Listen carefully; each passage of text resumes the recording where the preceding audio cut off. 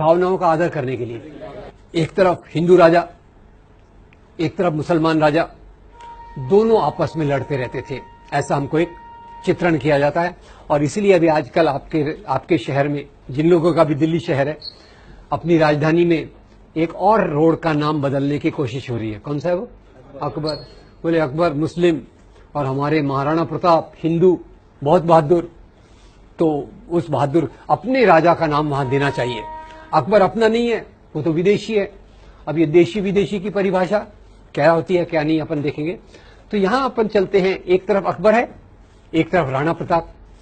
और अकबर और राणा प्रताप की लड़ाई हुई थी हल्दी घाटी के मैदान में। एक तरफ किसकी फौज है? अकबर की, एक तरफ राणा प्रताप की। आप देखेंगे, आप हैरान हो जाएंगे, अकबर की फौज में अकबर खुद नहीं है।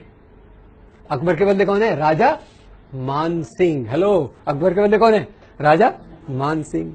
और राजा मान सिंह के असिस्टेंट जनरल जो हैं, वो बड़े प्यारे व्यक्ति हैं कि उनके नाम पे बहुत अच्छी 2 हिंदी फिल्में बनी हुई हैं, शहजादा सलीम, मुगले आजम और अनारकली।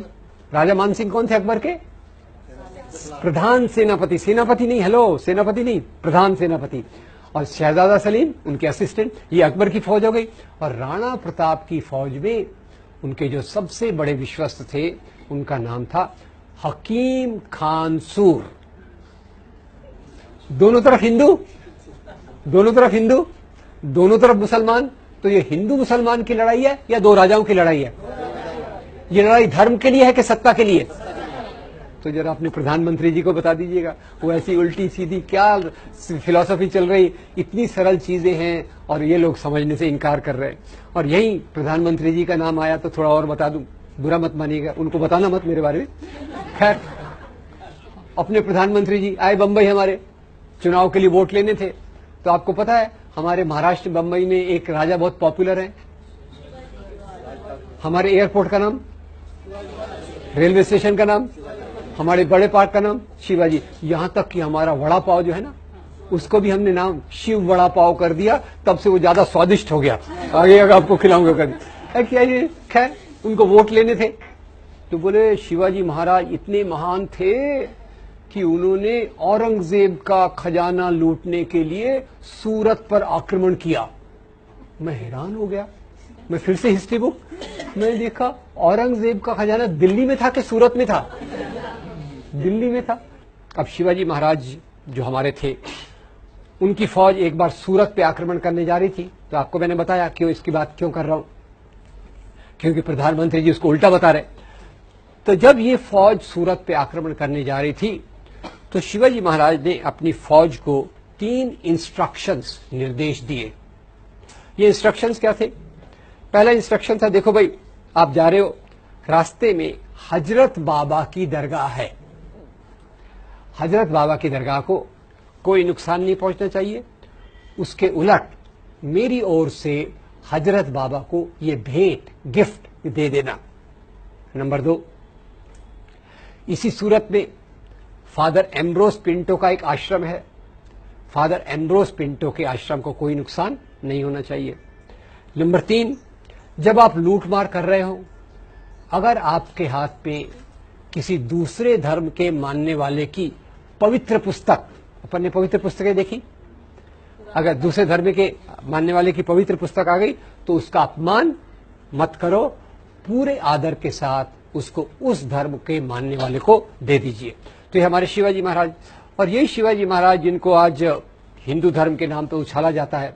आपको बता दूं, शिवाजी महाराज की फौज में 12 सेनापति थे जो मुसलमान थे।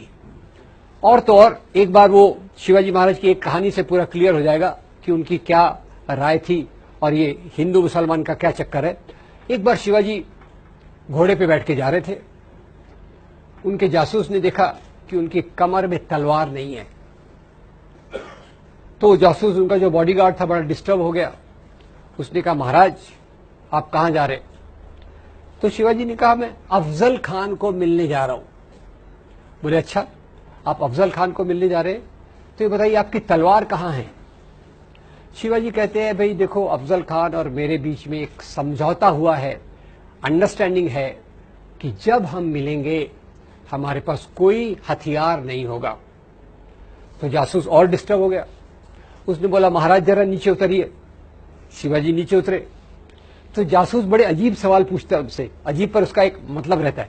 तो जासूस बोलता है महाराज ये बताइए आपकी हाइट कितनी है। शिवाजी हैरान हो गए, ये कोई मेरा रिक्रूटमेंट कर रहा है क्या, मेरे को कोई नौकरी पे ले रहा है क्या। फिर भी खैर बॉडीगार्ड था तो उसको जवाब देना पड़ा। बोले मेरी हाइट होगी कुछ 5 फुट 6 इंच। बोले आपकी हाइट 5 फुट 6 इंच है। अफजल खान की हाइट क्या है? अरे अफजल खान तो बोले पठान है, 6 फुट से भी लंबा है। फिर बोले आपका बॉडी साइज क्या है? आजकल तो बॉडी साइज बताना बड़ा इजी है ना, शर्ट की साइज से small, medium, large, extra large. अब शिवाजी उस समय तो और रेडीमेड शर्ट्स होते नहीं थे, तो शिवाजी ने कहा होगा मेरा साइज मीडियम टू लार्ज है। बोले अफजल खान का साइज क्या है? बोले अफजल खान का साइज तो एक्स्ट्रा एक्स्ट्रा एक्स्ट्रा लार्ज होगा। तो बोले महाराज जब आपको वो मिलेगा बिना हथियार के तो आपका वो गला दबा के आपका मर्डर कर सकता है कि नहीं। शिवाजी ने कहा यह बात तो सही है। तो बोले महाराज भोले मत बनो, ये गुप्त हथियार पहचाना आप, वाघ नख, आयरन क्लॉज, ये गुप्त हथियार साथ में लेके जाइए। शिवाजी महाराज ने अंगूठियों के नीचे वाघ नख को छुपा लिया। और ये जासूस का नाम जरा मैं पूछना चाहता हूं आपसे, ये शिवाजी महाराज उनके जासूस का नाम था रुस्तमे जमान। शिवाजी महाराज के 18 बॉडीगार्ड थे, उसमें से 12 बॉडीगार्ड मुसलमान थे। शिवाजी महाराज घोड़े पे बैठे जा रहे थे। जब जा रहे थे गए अफजल खान के तंबू के पास पहुंचे। जैसे ही तंबू के पास पहुंचे अफजल खान ने उनको देखा, जोर से जंप लगा के बाहर आया और जोर से चिल्लाया शिवा शिवा, और आके सीधा उनके गले पे हाथ रख दिया। शिवाजी महाराज तैयार, वाघ नख निकाला, अफजल खान के पेट में डाल दिया। जैसे वाघ नख अंदर गया अफजल खान गिर गया, मरने पे आ गया। और अफजल खान की तरफ से उनके सचिव सेक्रेटरी आए, उन्होंने तलवार निकाली और शिवाजी को मारने की कोशिश की। और वो सेक्रेटरी का नाम भी बड़ा इंटरेस्टिंग है, सेक्रेटरी का नाम है कृष्णाजी भास्कर कुलकर्णी। कृष्णाजी भास्कर कुलकर्णी किसके साथ है? अफजल खान के साथ है। रुस्तम जमान किसके साथ है? शिवाजी के साथ है। तो ये हिंदू मुसलमान का राजा है कि सवाल है कि दो राजाओं का सवाल है। एक सवाल आपको